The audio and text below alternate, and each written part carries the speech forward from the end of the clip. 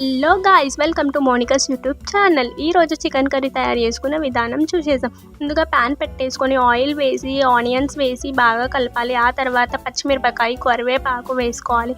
బాగా కలిపిన తర్వాత చికెన్లో వేసుకున్న మసాలా వేసి కలిపేసేయాలి.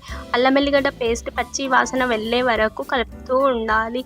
ఆ తర్వాత సరిపడా పసుపు వేసుకోవాలి. పసుపు వేసుకున్న తర్వాత చికెన్ ముక్కలు కడుక్కున్నవి వేసుకొని అలా 5 to 10 minutes ఉడకనివ్వాలి.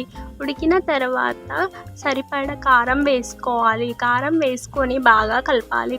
ముక్కలకి బాగా పట్టే వరకు దాన్ని ఉడకనివ్వాలి. ఉడికిన తర్వాత కరివేపాకు, కొత్తిమీర వేసుకొని కలిపి ఒక 5 minutes ఆగాలి. 5 minutes తర్వాత టమాటోస్ వేసి టమాటోస్ అండ్ చికెన్ ఉడకడానికి సరిపడా సాల్ట్ వేసుకోవాలి.